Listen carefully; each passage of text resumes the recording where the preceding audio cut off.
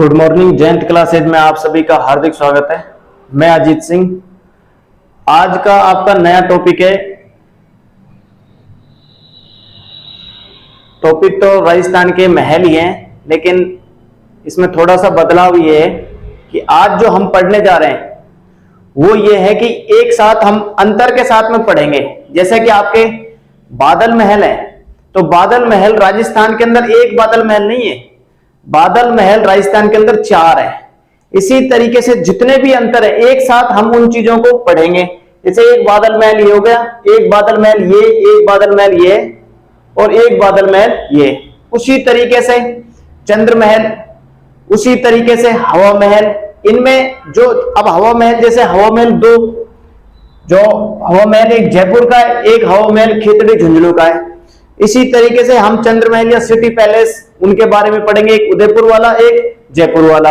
उसी तरीके से हम मुबारक महल, उनके अंतर, ठीक है, एक जयपुर वाला एक टोंक वाला। इसी तरीके से हम इन चीजों को पढ़ेंगे। तो आज का जो हमारा टॉपिक है राजस्थान के महल के अंदर पहला है बादल महल। अब एक बादल महल जूनागढ़ दुर्ग के अंदर है, दूसरा बादल महल जूनागढ़, एक बादल महल कुंभलगढ़ दुर्ग के अंदर है, दूसरा जूनागढ़ दुर्ग के अंदर, तीसरा नागौर दुर्ग के अंदर और चौथा सोनार दुर्ग के अंदर। देखो बादल महल कुंभलगढ़ दुर्ग के अंदर है, ये कुंभलगढ़ दुर्ग। कुंभलगढ़ दुर्ग के अंदर ये जो बादल महल है, इसी बादल महल के अंदर महाराणा प्रताप का जन्म हुआ। महाराणा प्रताप का जन्म हुआ, का जन्म। और महाराणा प्रताप का जन्म कब हुआ था? 9 मई 1540। यह आपको ध्यान रखना है। महाराणा प्रताप का जन्म कब हुआ है? 9 मई 1540। ठीक है, याद रखना है। और महाराणा प्रताप की मृत्यु कब हुई थी? 1597 में। कब हुई थी? 1597 में। महाराणा प्रताप की मृत्यु 1597 में। अब देखो महाराणा प्रताप कैसा था? शेर प्रवृत्ति का व्यक्ति था। तो 1597 में महाराणा प्रताप की मृत्यु हुई थी। और एक चोटी का नाम और है शेर।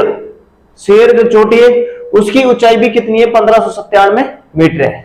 ठीक है, याद रखना, अपन को अच्छी तरीके से अंतर पढ़ना है। बादल महल कुंभलगढ़ दुर्ग के अंदर महाराणा प्रताप का जन्म हुआ, इसी में 9 मई 1540 ईस्वी को। कब हुआ? 9 मई 1540 ईस्वी को। दूसरा बादल महल जूनागढ़ दुर्ग। जूनागढ़ दुर्ग वही जूनागढ़ दुर्ग है ये। एक तो मैंने आपको कल बताया था जूना महल। जूना महल तो कहां पर है? डूंगरपुर के अंदर है। और जूनागढ़ दुर्ग, जूनागढ़ दुर्ग कहां पर है? बीकानेर में है ये। जूनागढ़ दुर्ग कहां पर है? बीकानेर।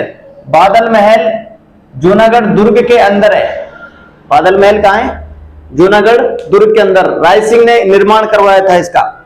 यहीं पर जयमल और पत्ता की गजारूढ़ मूर्तियां लगी हुई है। ठीक है, बादल महल जूनागढ़ दुर्ग में सोना चांदी के काम के लिए प्रसिद्ध है। ये किसके लिए प्रसिद्ध है? सोना और चांदी के काम के लिए प्रसिद्ध कौन सा महल है? बादल महल। जो जूनागढ़ दुर्ग वाला वो सोना चांदी के काम के लिए प्रसिद्ध है। अगला तीसरा है बादल महल। यहां ये नागौर दुर्ग के अंदर है। किस दुर्ग में? नागौर दुर्ग के अंदर। कलात्मक बादल महल कहलाता है ये। कलात्मक बादल महल कहलाता है। कौन सा?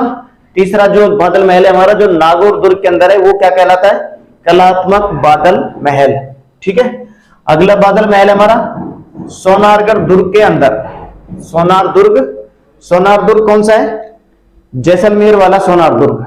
यानी कि इस दुर्ग के बारे में क्या कहा जा सकता है कि यहां वही व्यक्ति जा सकता है जिसके पत्थर की टांग हो। ठीक है, वो ऐसा कहा जाता है। इस कहावत है इस दुर्ग के बारे में। कौन से दुर्ग के बारे में? सोनार दुर्ग के बारे में। राजस्थान का ऊंचा व भव्य बादल महल है। यानी कि राजस्थान का ऊंचा व भव्य बादल महल कौन सा है? जो सोनार दुर्ग, जैसलमेर वाला दुर्ग है ये सोनार दुर्ग। ठीक है, हवा महल। अब बात करते हैं हम हवा महल भी क्या है? कितने? 2 हवा महल है। हवा महल एक जयपुर वाला है और हवा महल खेतड़ी झुंझुनू वाला। दोनों को याद रखना अपन को अच्छी तरीके से। दोनों इंपॉर्टेंट है, ऐसा नहीं है कि इंपॉर्टेंट नहीं है, दोनों इंपॉर्टेंट है।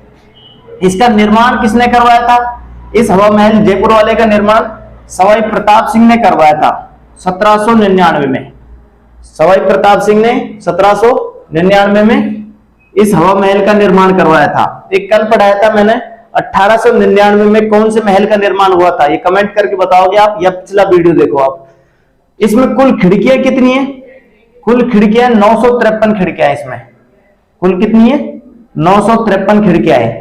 कुल झरोखे कितने हैं? झरोखे 363 झरोखे हैं इसमें। कौन से? हवा महल जयपुर में। लाल पत्थरों से निर्मित, लाल पत्थरों से निर्मित, देखो लाल पत्थरों से निर्मित। अब आपको बताना है, मैं कई बार बता चुका हूं, पीले पत्थरों से निर्मित हवेली कहां की प्रसिद्ध है? लाल पत्थरों से निर्मित हवेली कहां की प्रसिद्ध है? और लाल पत्थर से निर्मित तो क्या है? हवा महल। इसका वास्तुकार कौन था? लालचंद उस्ता। इसका वास्तुकार कौन है? लालचंद उस्ता। हवा महल जयपुर का वास्तुकार कौन है? लालचंद उस्ता। आकृति कैसी है इसकी? कृष्ण के मुकुट के समान है इसकी आकृति। किसके समान है? कृष्ण के मुकुट के समान। अच्छा, इसमें आपसे अगर मंजिल पूछता है, वो क्या पूछता है? मंजिल पूछता है, तो इसमें मंजिल कितनी है? 5 मंजिल है इसमें। कितनी मंजिल है? 5 मंजिल है। देखो 5 मंजिल कैसे? 5 मंजिल, 5 मुकुट के समान आकृति है। नीचे शरद, फिर रत्न मंदिर, फिर विचित्र मंदिर, फिर प्रकाश मंदिर, और सबसे अंतिम वाली है हवा मंदिर। ठीक है, इस शरद मंदिर को प्रताप मंदिर भी बोलते हैं। ठीक है, तो ये 5 मंजिल है इसमें। ये अगला है हवा महल। हवा महल खेतड़ी झुंझुनू में है। हवा महल खेतड़ी झुंझुनू में है। शेखावाटी का हवा महल कहते हैं इसे। क्या कहते हैं? शेखावाटी का हवा महल कहते हैं। निर्माण किसने करवाया? भूपाल सिंह ने करवाया। इसे मिनी हवा महल भी कहते हैं। क्या कहते हैं? मिनी हवा महल भी कहते हैं। लखनऊ के भूल भुलैया महल की तरह ही है। किसकी तरह?